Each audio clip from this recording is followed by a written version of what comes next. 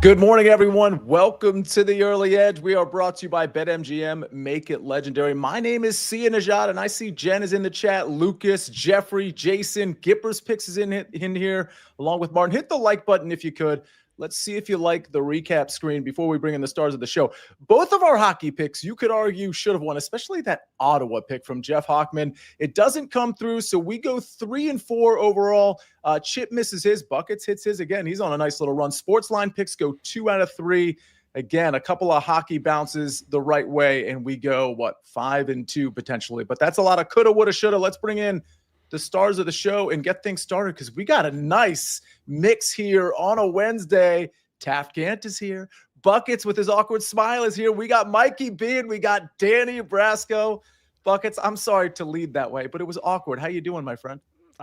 You can't apologize and then do the same thing every single time I'm on a show. That doesn't show actual growth. You're not sincerely apologetic. Go to the next person. I'm done with you. Taft Gantt. Buckets isn't wrong. How you doing today? Listen, you're here. I know you cover a lot of stuff, but we've got golf this week. We got golf next week too. Did you come here with some golf picks? Wouldn't miss it. This is the last day to get some golf bets in before it starts tomorrow. And then what's a Wednesday in November without a little bit of Maction? We got that coming too. There's a game I've got my eyes on, and I'm hoping you've got a pick in that game. We're going to wait and see. Danny Brasco, rumor on the street is that you're not going to be here on Friday for BPE Friday, which is extremely disappointing. But you're going to make up for it because the plays you were going to give out on Friday, correct me if I'm wrong, you're going to give out today. Yeah, man. We have UFC 322, Madison Square Garden in my backyard. My friends are like, should we go to the presser? Are you going to be there, Danny? I'm going to be at a freaking wedding in Chicago. Unreal. So right when they start doing the announcement at the reception, that's probably when the prelims are going off. And I'll be making my own announcement that I suffer from IBS and I will be having to make frequent trips to the bathroom to watch Fight for Fight. So yeah, I'm going to miss the speeches. I'm going to fire up picks today, guys. And I'm going to be talking main event, co-main event, everything, but I'm devastated. Real quick, by the way, Mikey B, that reminds me of you having to go to the comedy show during a game, but Danny, is the wedding on a Friday? Is it on a Friday night or Friday afternoon? Saturday night. While the fights are, this is the card of the year. JDM versus Islam Makhachev, pound for pound. It's going up to welterweight. Valentina versus Wei Lee, super fight. Women's flyweight, goats going at it. And I'm going to be listening to freaking Uncle Steve giving a speech. Also, it's just bad form. A lot of good college football games are going on the SportsLine YouTube channel. We've got the college football picks show out for you, so make sure you check that out. Mikey B, you're here with some NBA. How you doing today? I'm good, thanks. I'm disappointed that Danny's not going to be on the Friday show. I will be on the Friday show. I haven't decided what I'm going to do yet. I'm probably not going to bust out the fog machine because that has to be saved for special occasions. But see, I'll try to come up with something over the next 48 hours. Japan says fight card of the year and you have a wedding. And then he said something else, which I'm not going to read out loud because it's just very pessimistic. It's not like it's bad words or anything, but it's very pessimistic. If you're in the chat, you know what I'm talking about. And if you're listening to the podcast, thank you for listening. Go rate and review this podcast. Let's get to some picks. Buckets, you've been on oh shoot, I shouldn't say this. Nope. Buckets, can you please give me your pick right now when you get a chance? Thanks. I can. And in honor of Danny being gone Friday, on the Friday show, I will get in a fist fight with somebody on camera live for the entirety of the show. Just a fight going on in the background. Maybe not. But what I can do is give you a bet for Women's Champions League this afternoon. What a perfect segue. This Buckets guy might be the real deal. We've got Bayern Munich taking on Arsenal, the reigning champs in Champions League this afternoon. And this is a very tough match to call because I'm a Bayern Munich supporter. I've got my little candle that says smells like a Bayern Munich win. But Arsenal's really good. And Bayern Munich's not been great so far in this competition. They lost 7-1 to Barcelona in their Champions League opener, and then they beat Juventus 2-1, but they were 3-goal favorites, so winning 2-1 doesn't really feel like that much of a victory. These are two teams that are both desperate for a bounce back, two teams that have incredible attack, and two teams that historically like a lot of goals in this matchup. When these two teams met last season, they played twice in Champions League. Those matches saw a combined 12 goals. I absolutely love both teams to score, and over 2.5 at -110 for this matchup. I do not think Bayern Munich are good enough to win, but I wouldn't be shocked if we saw another crazy 2-2 draw, maybe even a 3-2. I do really like goals in this game. And a little bonus tidbit for the chat here. Alessia Russo, it's Arsenal striker. Her to score is plus 195 on DK right now. She has scored in both of her Champions League matches against Lyon and against Benfica, and she's also scored in her last 2 domestic matches as well. That line should not be plus 195, especially with how bad Bayern Munich defensively is right now. Maybe something you want to sprinkle on top of goals in this one. Rick Funcannon in the chat says, Tom Casale said he refuses to go to weddings on big college football weeks. And Paul L. Bucket says, on Friday, while you're punching somebody out, do you mind dressing in full armor? Have you spent the, what was it, 500 and change to get the full armor? If it was 500, I'd have it right now. It was 8,500 and change. So I'm trying to buy it piece by piece. Right now I've got the belt. So a little bit of a ways to go. If I can get $8,500 before, then I will be in full ironclad though. And for the record, we do have the GIF or GIF or whatever we call it of you punching out your own camera by accident. So we can maybe cue that up for Friday as well. That is just a beautiful clip. All right, Mikey B, how about some beautiful basketball plays? You got to play on Jalen Johnson, and then you got a bit of a parlay here, which I think is very intriguing. Talk to me. Yeah, it's not a Pampers parlay, but we'll get to that in a second. Let's start out with Jalen Johnson over 19.5 points. He is one of the leading scorers for the Hawks right now with Trae Young out with his knee injury. He scored at least 21 points in 6 of his 9 games this season. He's averaging 20.1 points for the season itself. Now, in 2 of the 3 games that he didn't reach 21 points, he played the Magic. They're one of the longer, tougher defensive teams in the league. That's not the case for tonight's opponent. He's playing the Kings, 4th worst defensive rating in the league. Sorry, Big Cheesy. The Kings are bad. So I think this is a great spot for Jalen Johnson to go over 19.5 points. And now the parlay. Not a Pampers parlay, but a parlay I like nonetheless. Reed Shepherd to score at least 10 points. And Tari Eason to score at least 10 points at plus 122. Who are the Rockets playing? The Wizards. They're terrible. 2nd worst defensive rating in the league. They have lost 7 games this season by at least 13 points. I think we see a blowout here, so we're going to see a lot of the Rockets bench players. The Rockets had a similar situation earlier this season when they played the Nets in Houston. They won that game by 28 points. In that game, Tari Eason played 26 minutes off the bench, had 22 points. Reed Shepherd played 24 minutes off the bench, had 15 points. I think we get both of them to play around 25 minutes here, and they both score at least 10 points for a plus 122 parlay. You know, I did notice the Wizards are pretty terrible, that they were really competitive against the Pistons. Did that surprise you? They should have won that game, right, Mikey B? 2nd game of a back-to-back set for the Pistons. So that was a little bit of a trickiness there. That's not the case here for the Rockets. This game is in Houston.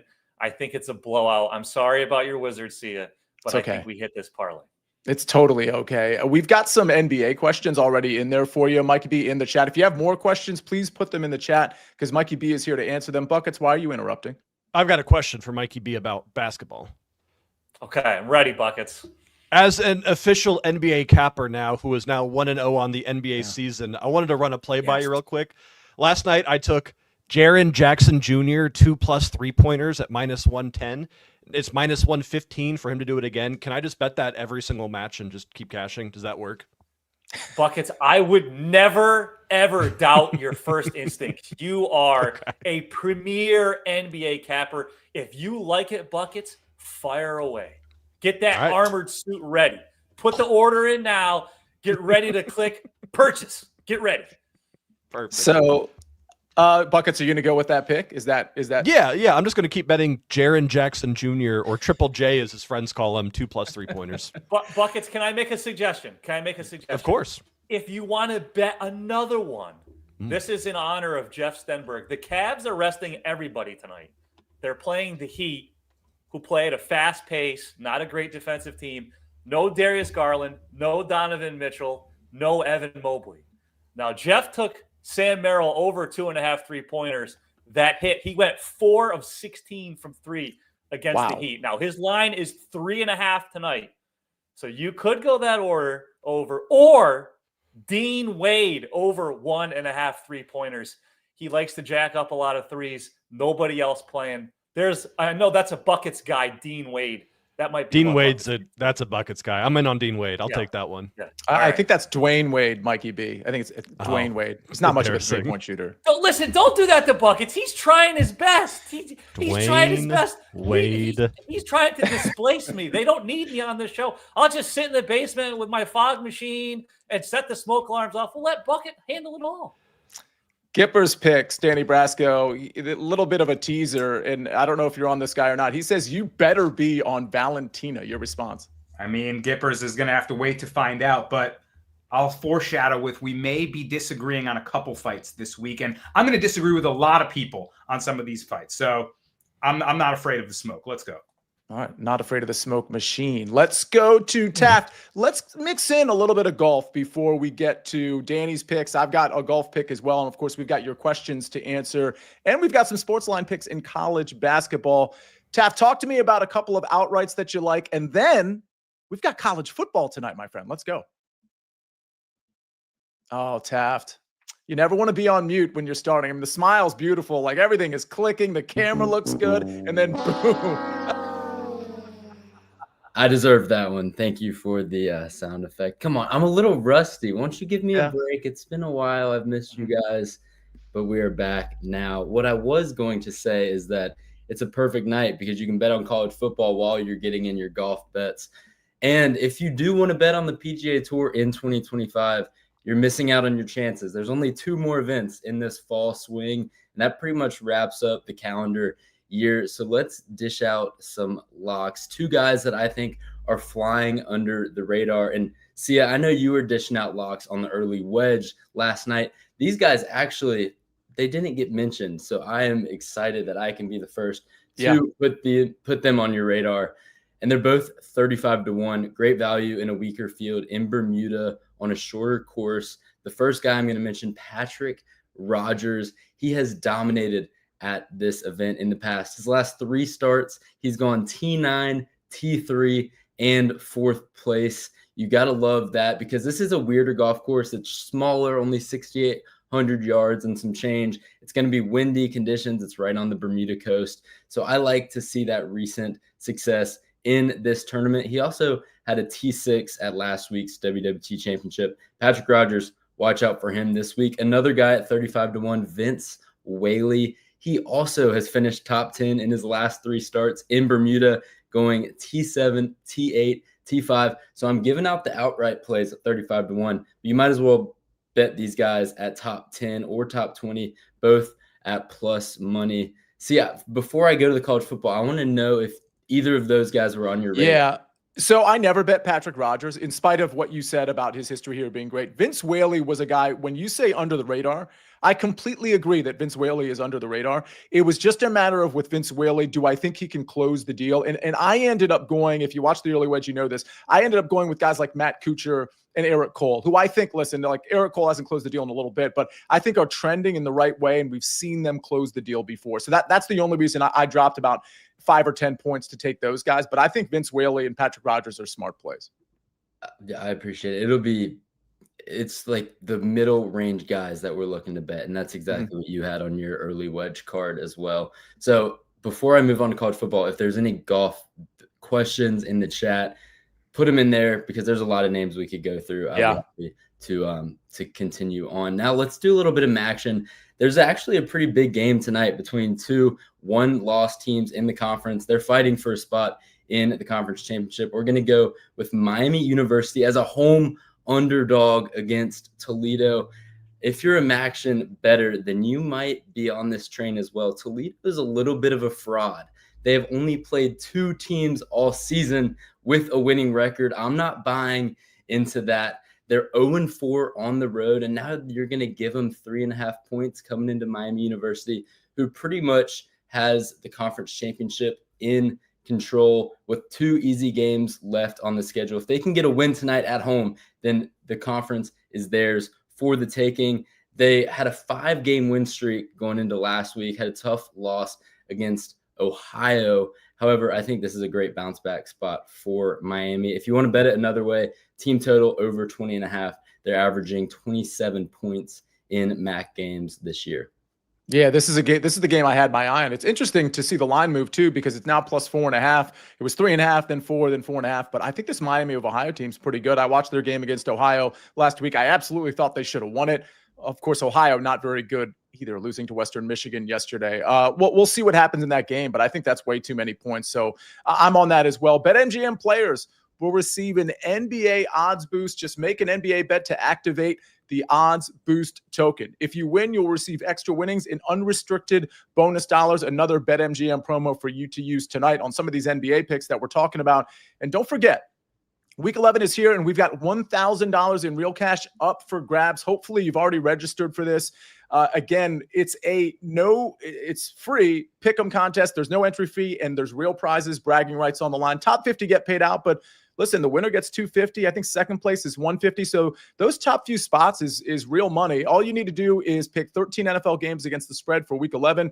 There's a twist. You'll designate one pick that's worth double the points if you win it. The top prize is $250 in cash, and we're paying out the top 50 finishers, so you don't have to be perfect to win. Just head to splashsports.com/earlyedge to enter completely free. If you're listening to the audio version of this, it's in the podcast description. If you're watching us on YouTube, it'll be in the YouTube description, and I'm pretty sure Larry Hartstein put it in the chat as well. So make sure, we already have almost 300 that have signed up for this. Let's get this thing to 1,000. Tell your friends it's free. It's super easy to sign up, and the winners get paid out.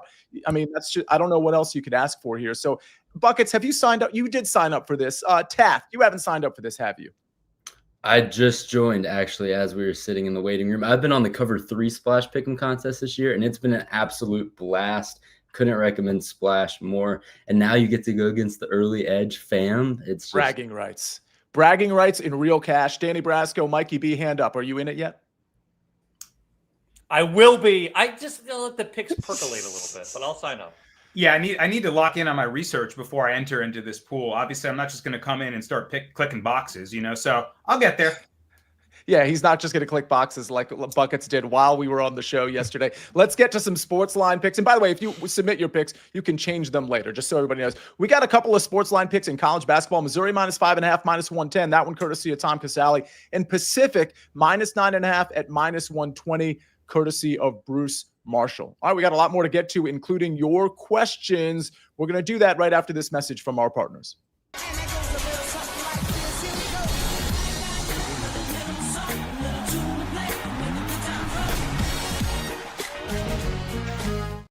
We're back on the Early Edge, brought to you by BetMGM. Make it legendary. Brasco, your takes are always legendary.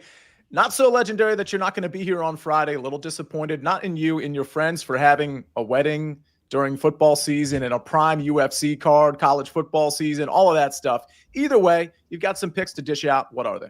Honestly, man, if it was a friend's wedding, I would just tell them, sorry, bro, I can't go. It's my girlfriend's cousin. I can't, it's like fam of fam. I can't really say no to that. So, I think you could skip that, but okay. Can't skip her, though. All right, on to UFC 322 we go. That was cute. Yeah, that was nice. Right? I'm going to clip that and show that to her. Here we go. Time to fight. Sorry, babe. And let's start with the prelims, man. I'm picking a dog to kick things off, and this guy has that dog in him. Give me Chepe Machine Gun Mariscal +120. Think you're going to see the odds probably come closer to even, considering that Mariscal actually beat his opponent Pat Sabatini 7 years ago, back in 2018. They fought in another fight promotion. Close fight, split decision. Sabatini is a jiu-jitsu ace. He's an excellent grappler. He's going to pressure you with those takedowns, but Mariscal is game. He has incredible cardio. He's a bat out of hell, and he's great with the scramble. So if he can continue to never settle, work off his back, work to get up off his feet, and force Sabatini into a more striking-focused affair, I think Mariscal can do damage in this fight. He was hurting Sabatini in their first one, and despite Sabatini throwing up armbar submissions, knee bars, arm triangles, he got mount twice. Mariscal just never let him keep control. And I think that he's only gotten better since then. I think you could probably say that for both of them. But considering the fight style, the nonstop pressure attack, the volume striking, I think Mariscal has the edge because Sabatini is unlikely to submit him. Mariscal's never been submitted in his pro career. And Pat Sabatini has 13 of his 19 pro wins by submission. So like I said, fights on the feet. This is a Chepe fight. Give me the machine gun. Next fight, ooh, baby, blue chip prospect. And we're getting a good price tag. Give me Malcolm Wellmaker at -148. I actually bet this at -165 and thought it was going to go, closer to -200. I was shocked to see the odds come back. You're going to see it go back the other way. So watch the market. But man, this is a 10-0 bantamweight prospect that I will be backing until he loses. He's taking on a good pressure boxer and grappler from Australia named Cody Haddon. And it's definitely a good test because Wellmaker, the 10-0 bantamweight prospect, hasn't really fought anyone tough yet. I guess you can't say, really stiff competition. But man, he has that it factor about him. He has tremendous power in his counter hooks. That check left hook when he's leaving the pocket is vicious. And it's not just that he has great power. It's his timing. It's his poise. It's his posture, his stature. I really like everything I'm seeing about this young kid. So Haddon, I think, is going to get in his face, look to fire off those pressure boxing combinations. But he enters distance a little bit recklessly. He's got to close. He's the shorter, smaller guy at a reach disadvantage. So he's going to be the one moving forward. And that plays into Wellmaker's game, man. If he can pull him into a punch, watch out for a hook to put him down. I do not think this is where the road bump happens for Malcolm Wellmaker. I think minus 140 is value on this guy who might just add rocket fuel to his UFC career with a big knockout win in Madison Square Garden. All right, guys, it's time for the fights we need to talk about. Co-main event of the evening, women's super fight. Weili Zhang vacating her strawweight belt to go up to flyweight and challenge one of the GOATs, Valentina Shevchenko, for her belt. Gippers isn't going to like it, man. I know he's a massive Valentina fan. How could you not be? She's amazing. But I'm taking Zhang Weili to get this done and chase greatness, becoming a 2-division champion. Weili, yes, is the smaller fighter, but I don't think she'll be at a physique disadvantage at all. I don't think Valentina is going to have some size and muscular advantage in the wrestling department when they grapple, when they tangle up, because Weili, for her size, is incredibly strong. There are videos of her picking up the former heavyweight champion Francis Ngannou. She has great athleticism, great speed, and an incredible motor that I think will keep her volume striking attack going nonstop in Valentina's face. Valentina, now almost 38 years old, is so tactical. Her game is unbelievably savvy. She might have the best fight IQ in women's MMA history. But she's really been relying on her wrestling lately in the last few fights. 3 of her last 5 fights have been very close. Split decision win over Tayla Santos.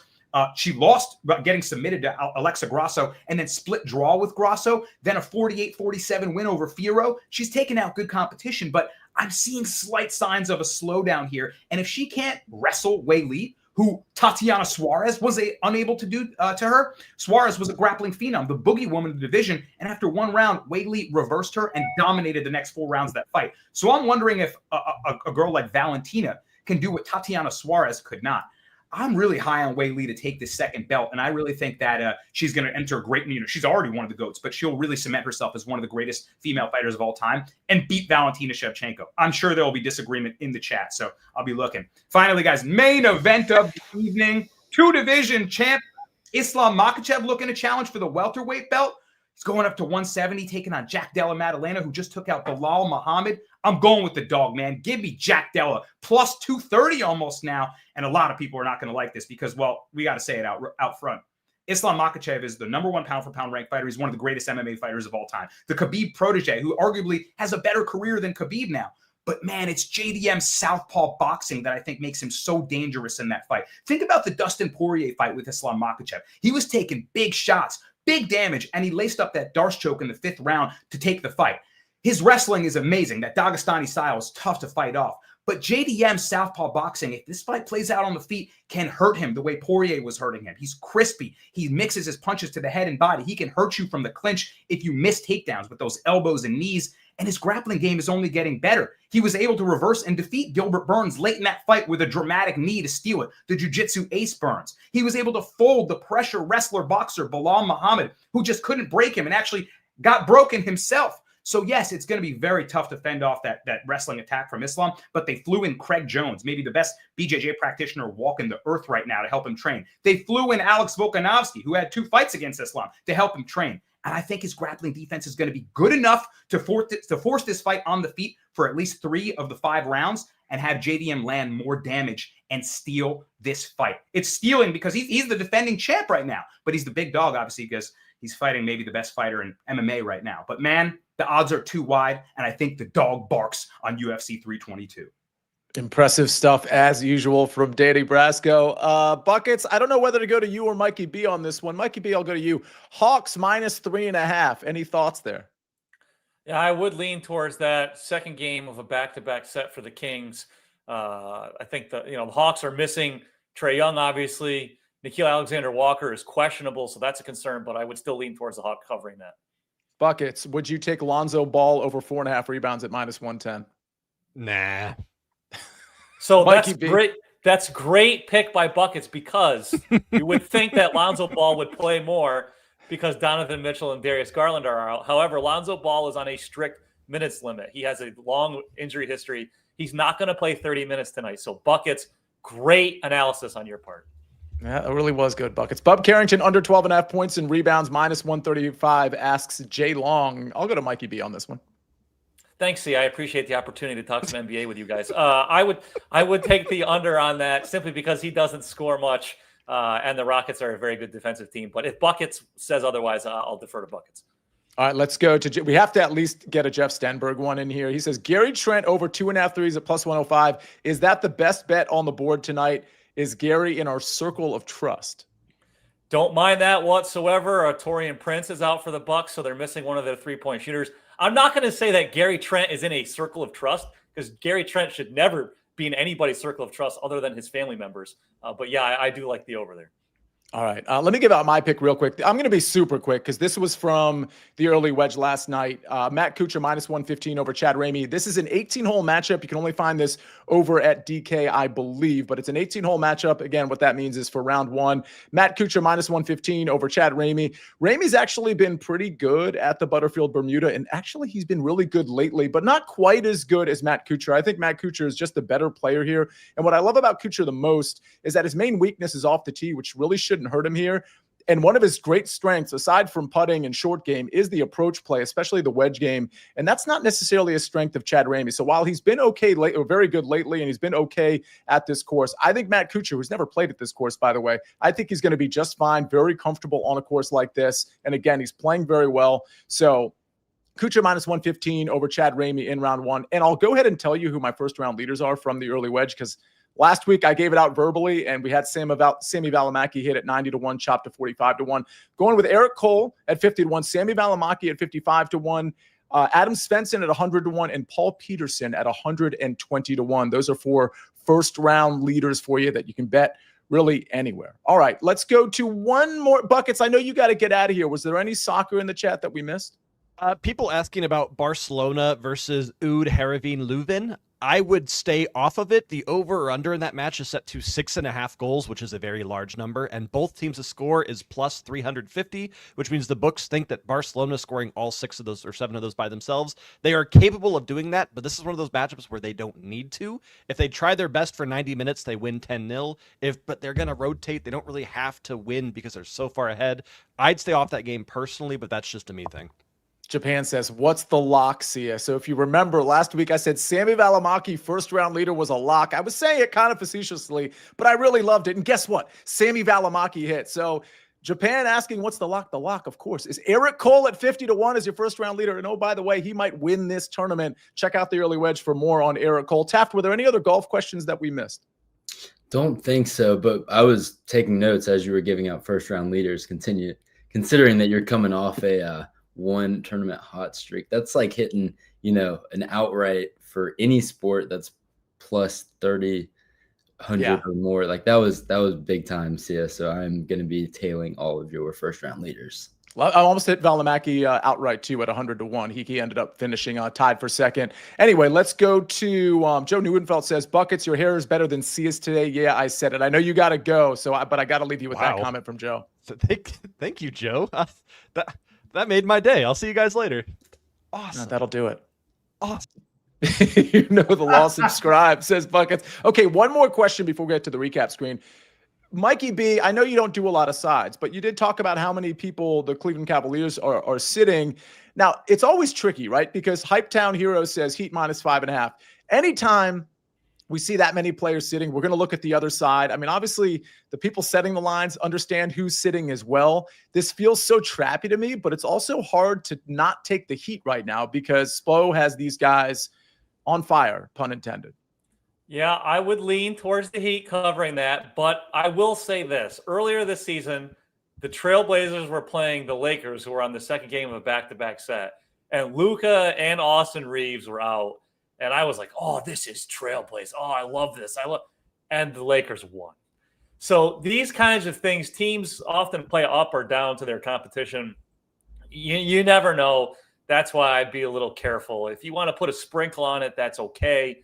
But I wouldn't go crazy on it, thinking just because all these guys are out, the Heat are going to run away with it. Yeah, maybe that's one where you wait for Cleveland to come out hot because the Heat aren't taking it super seriously. And maybe you could grab Cleveland has a 4 or 5 point lead early. You can get the Heat -3 instead of 5.5, something like that. I think that's how I would probably look at a game in a situation like that. Brasco, before the recap screen, any UFC or other questions that you saw in the chat? Gippers is begging me for a showdown, but I told you a long time ago, I'm done with showdowns. I just kind of find them to be a distraction. I keep my money to beat the books, and Gippers has beaten me in a number of showdowns, so he can brag in the chat. He can hold that over me. And, oh, he's scared. I'm not scared of shit, bro. I'm just, I'm just distracted, so enough. Gipper's picks is sharp, so I'll give him credit there. All right, let's get to the recap screen before we get out of here. SportsLine says Cavs first quarter. Okay, so that would be such a play from Ben, and I don't hate it. Cavs first quarter. Ben, if you want to jump in here, you're more than welcome to. But I'm going to do the recap screen. 18-hole matchup, Matt Kuchar tomorrow morning. This one starts actually after the early edge. I think around 10:45 Eastern Standard Time. Matt Kuchar -115 over Chad Ramey, round one. Bayern Munich versus Arsenal. Both teams to score plus over 2.5 goals, -125. Of course, that's from buckets. Jalen Johnson over 19.5 points, -112. And Reed Shepherd, 10+ points. And Tari Eason, 10+ points at +122 is a little bit of a parlay from Mikey B. Then we go to Taft, Patrick Rogers outright, and Vince Whaley outright at 35-1. But he's got a college football pick for tonight as well. Miami of Ohio +4.5 at -118. Then we go to Mariscal moneyline +120 in the UFC. Wellmaker moneyline -148.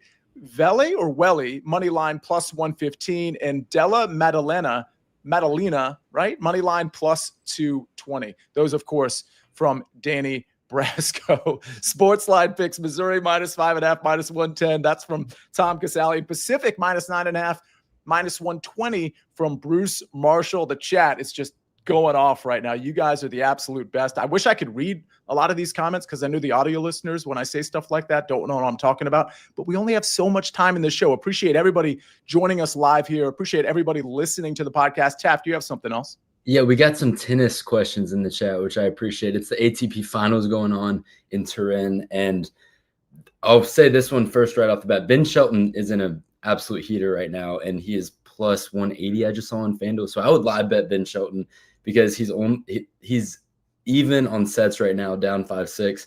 That's about to change. But if we're looking at the Sinner-Zverev match later, which people were talking about in the chat, it's so hard to bet against Sinner, but there's some great value on Zverev. They're playing indoors in this event. Zverev is one of the best indoor servers. So I would do a little sprinkle on Zverev, but like I said, Sinner's so hard to bet against. What I would do, since Zverev's serve is so tough, is bet over 21.5 games. That's the total games, because I do think that it's not going to be a blowout like Sinner's been doing all year long. Did anybody expect Taft to jump in and just dish out some ATP tennis picks, Danny Brasco? Taft does tennis? No, he's indoors. Zverev? Like, sir, what? I'm 21.5 games? Joe Nudenfeld probably had a suspicion that I knew some tennis too. That is, yeah, I bet he did. That is really funny. All right, Mikey B, Taft, Brasco, Taft doing it all. Really appreciate you stepping in right there. Ben on the ones and twos, kind of giving out, just leaking out some picks in the chat as well. Absolutely love to hear that and see that from Ben Wittenstein, our esteemed producer. He'll be on tomorrow along with another crew to break down Thursday night football, among other things. So make sure you join us tomorrow at 10 o'clock as well. For now, we'll get out of here. A big thanks to Taft, Mikey B, Danny Brasco, and of course, Ben, and all of you in the chat. Ladies and gentlemen, we rest our case.